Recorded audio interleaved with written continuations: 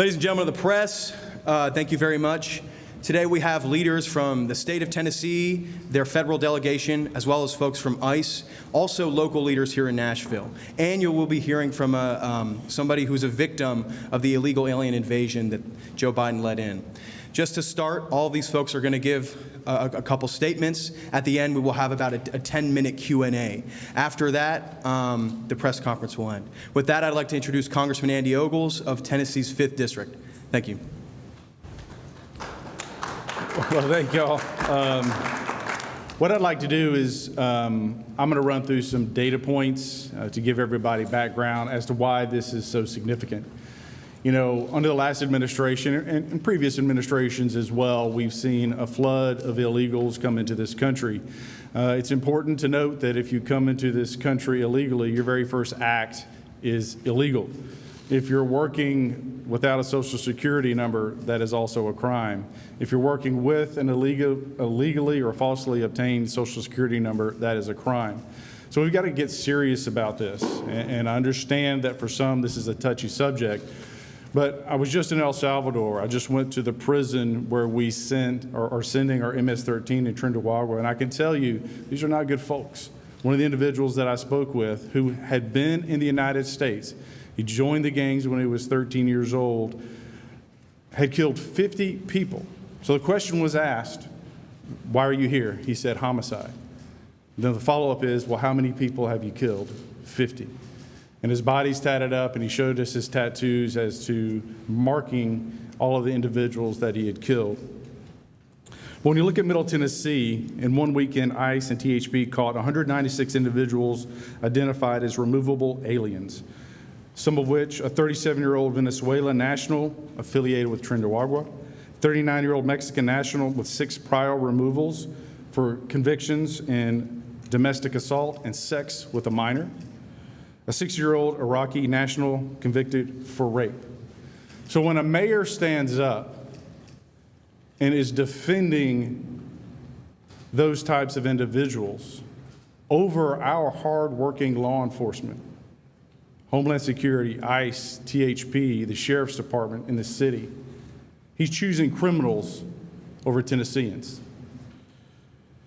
In February, 8 Venezuelan nationals with ties to Trinidad gang were charged with operating a commercial sex trafficking enterprise in Nashville through July 22nd and March 24.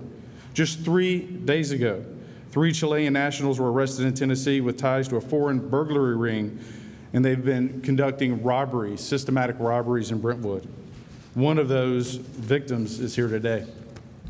In April 2025, an illegal alien killed his wife as she arrived for a job as a custodian at Chadwell Elementary School.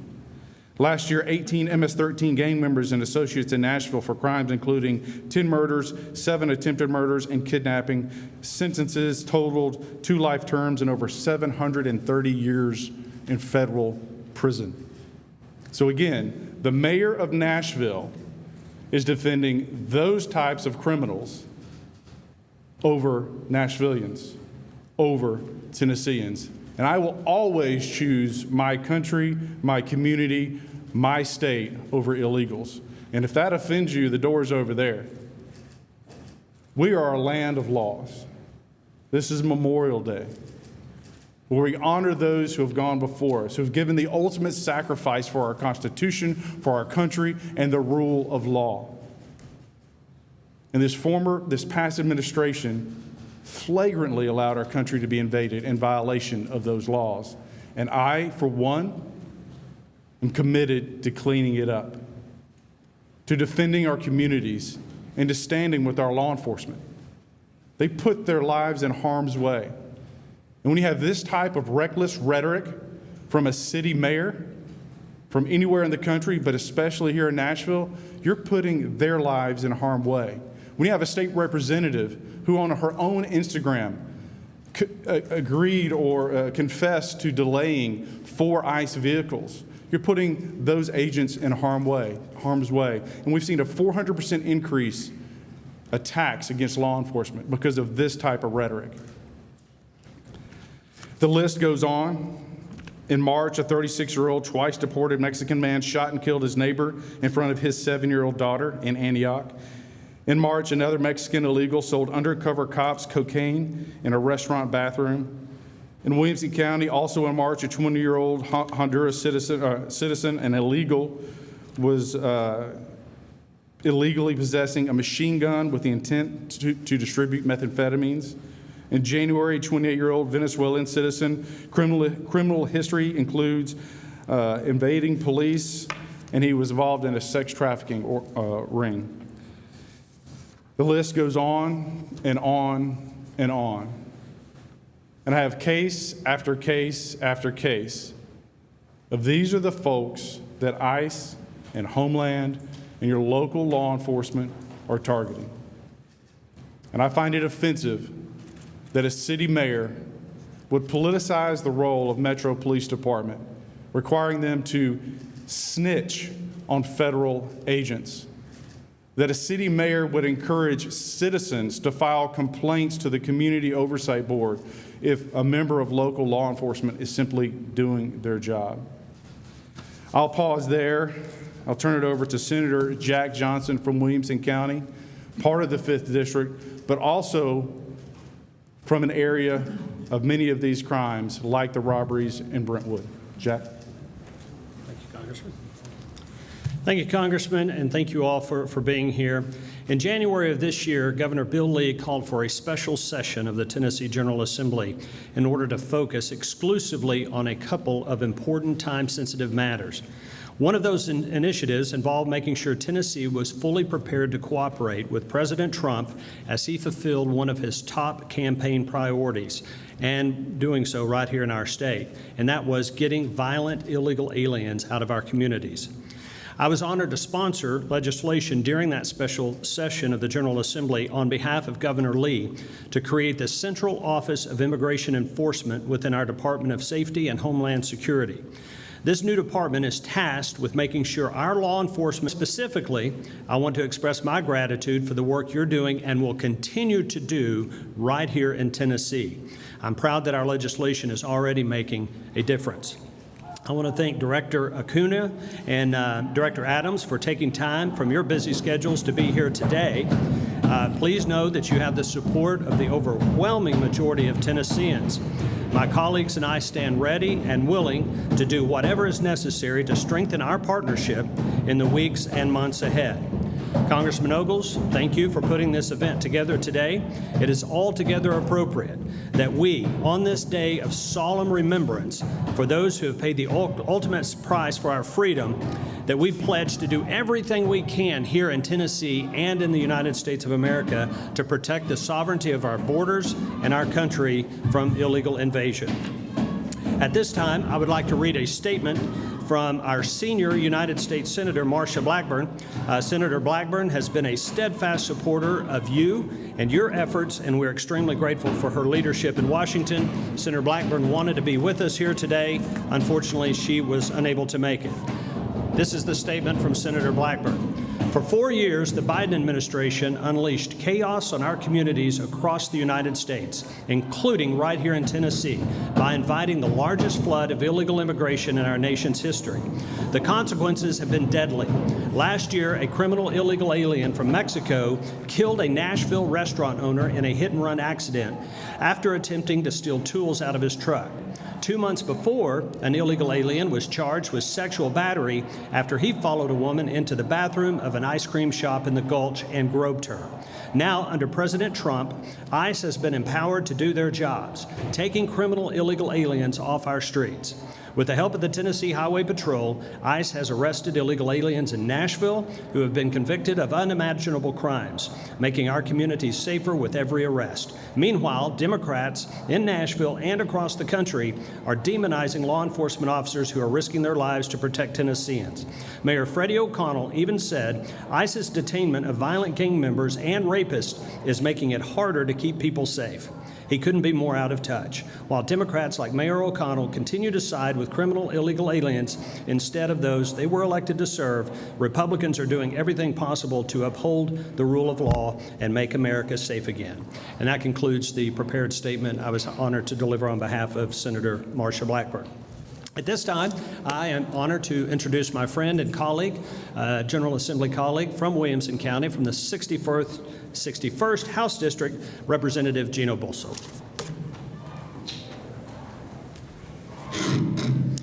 Thank you, Leader Johnson. I'd like to use my time to expand on Congressman Ogles' comment that part of what we're doing here today is defending the rule of law. Our second president, John Adams, famously said that fear is the foundation of most governments, but it is not that way with us. Courage is the foundation of our government. And you see that no more clearly than in the last 8 words of our Declaration of Independence, where the 56 patriots who signed that document pledged our lives, our fortunes, and our sacred honor. And then one Virginian, whom you all know well, famously said, "I know not what course others may take, but as for me, give me liberty or give me death." And we gather together here today to remember those who have given the ultimate sacrifice, who have actually incurred the burden of death so that we may have liberty, not just from our Revolutionary War, but the War of 1812, the Mexican War, the Great Civil War, and the wars of the 20th century. We're here today to remember them and to renew our commitment that we will continue to defend liberty and defend the rule of law even unto death. So it is with great thanks that we recognize Director Acuna and Director Adams for the work they and their colleagues at ICE are doing to keep our community safe and to continue to uphold the rule of law. And now I'd like to introduce my friend and colleague from Williamson County. He represents the 65th House District for the state of Tennessee, Representative Lee Reeves. Thank you for that. Before I begin, let me just say, on this Memorial Day, we remember and honor those who gave their lives for this country. Thank you, Congressman Ogles, for bringing us together. You've been one of the strongest voices in Washington defending our borders and standing with law enforcement, and Tennessee is better for it. Senator Jack Johnson, thank you for your leadership in the state Senate and for never wavering when it comes to law and order. I want to speak directly to the people of Middle Tennessee because this issue is not theoretical, and it's not just about the southern border. It's about what's happening in our own backyard. What happens in Nashville doesn't stay in Nashville. It spills into Brentwood and Thompson Station and Franklin and Fairview and all of our surrounding communities. When a city declares itself a sanctuary or acts like one, when it refuses to cooperate with ICE, when it shelters those who have broken our laws, that decision doesn't stay contained. It endangers everyone nearby, and we're seeing the consequences of that. The strain on local law enforcement, the pressure on our schools and our hospitals, more gang activity, more drugs, more danger. That's not just bad policy, it's a betrayal of the public trust. That's why Senator Johnson and I passed a bill this year to stop recognition of out-of-state illegal driver's licenses issued to illegal immigrants. Tennessee will not be a safe haven to lawlessness rubber-stamped by California or New York. If you're here illegally, you shouldn't be behind the wheel with a government-issued license. I also want to thank Senator Marsha Blackburn for her fight in the U.S. Senate. She's consistently exposed the failures of sanctuary cities and stood up for ICE. And of course, I want to thank President Donald J. Trump, not once, but twice, because he had the border under control before the left unraveled it. Now, in his second term, he's restoring law and order from Washington while we try to hold the line here in Tennessee. But we need more than strong words. We need local action as well. So to every police chief, every sheriff, every mayor, every county commissioner, now is the time to enter into a 287G agreement with ICE. It's a simple partnership that lets local law law officers identify and detain criminal illegal aliens. It's legal, it works, and it will save lives. This isn't about politics. It's about protecting our families. It's not about immigration, it's about crime. And it's not just a border crisis, it is a community crisis. So I'll close by saying this again. What happens in Nashville doesn't stay in Nashville. And in Tennessee, we must not wait for the next tragedy for us to act. Now I have the honor of introducing someone who's been a strong and steady voice for our values in the Tennessee General Assembly, my friend and colleague, Representative Kip Capley. Thank you, Lee. Everyone, as many of the others standing here today have said, let's remember our veterans on this day. Let's remember their families. Let's think about them and keep them in prayer as we go forward. But today I want to talk about a critical force that's keeping our nation secure, ICE. For too long, the importance of ICE's mission has been overlooked and unfairly criticized. But let's be very clear. ICE plays an indispensable role in protecting our borders, upholding our laws, and ensuring the safety of our communities. And we owe a debt of gratitude to leaders like President Trump, like Congressman Andy Ogles, for their unwavering commitment to supporting ICE and prioritizing the safety of the American people and Tennesseans. ICE's mission is multifaceted, but at its core, it's about enforcing our immigration laws and combating illegal activities that threaten our nation's security. From deporting dangerous criminals to disrupting human trafficking and drug smuggling, ICE agents put their lives on the line every day to keep our communities safe. And it is disgusting for me to stand here in my home state as a seventh-generation Tennessean and to see these individuals spit on. It's absolutely disgusting. In 2024, ICE removed over 270,000 illegal immigrants with criminal convictions, pending charges, thousands of which were involved in serious crimes like murder, drug trafficking, gang activities, and much more. These are not just numbers. These are not just facts. These are threats removed from our streets, removed from our cities, and we have, with the help of ICE, with the help of our local law enforcement officers, we are making a safer Tennessee. President Trump understood this from day one. During his administration, he's empowered ICE to do its job without an apology. He's reversed policies that have tied these agents' hands, that have allowed these dangerous criminals to run through our streets. We will not stand for it in the state of Tennessee. I want to thank again President Trump, Congressman Andy Ogles, Senator Marsha Blackburn, Governor Bill Lee, Congressman Tim Burchett, and others. Thank you again. And now I will close with introducing my friend, Councilman David Benton.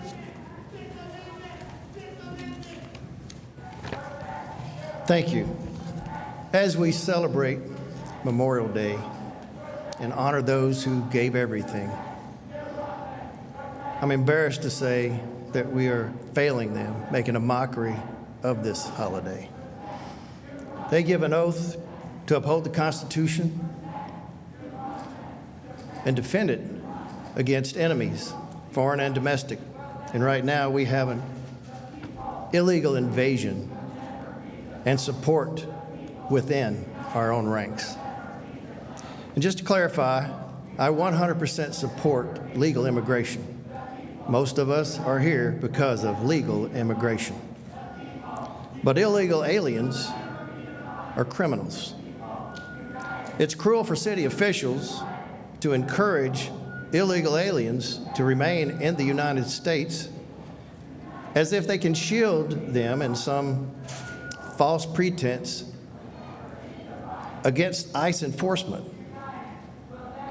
Upholding Title 8, 1324 is what we're mandated to do until that law changes. And that means no enabling.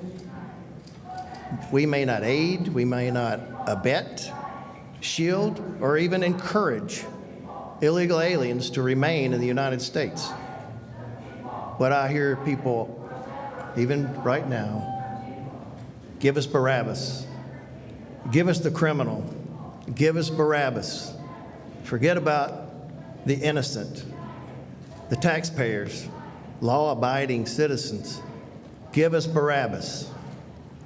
Matt Carney, as was earlier mentioned, was in his restaurant minding his business, literally, at Smoking Thighs. And his wife is now having to find ways to live without him. He suffered for 15 days after he was run over by an illegal immigrant. The sad thing about that is this guy was picked up already and should have been deported already. Twice deported illegal criminal, was indicted for shooting a man in front of his 7-year-old daughter. That is not a precursor for citizenship. That is a precursor for deportation.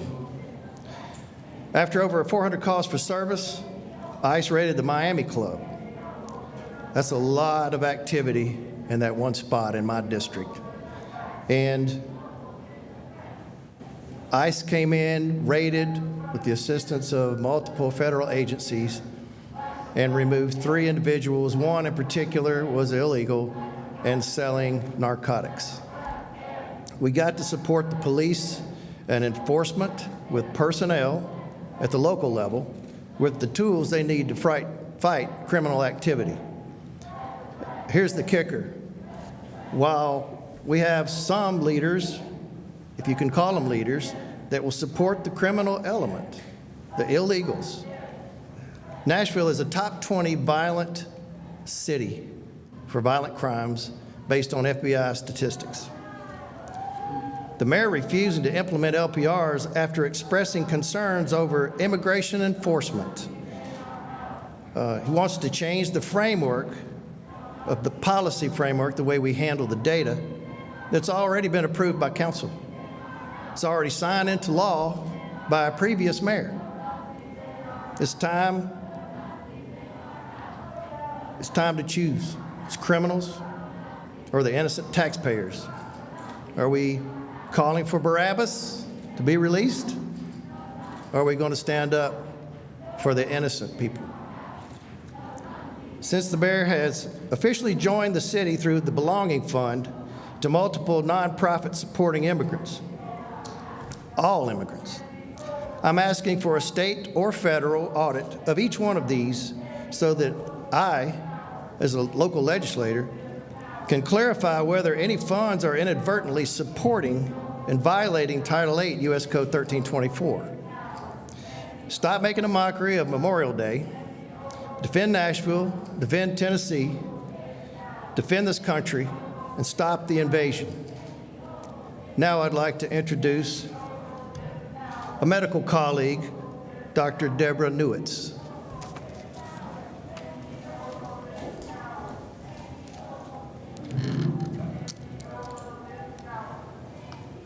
Good afternoon.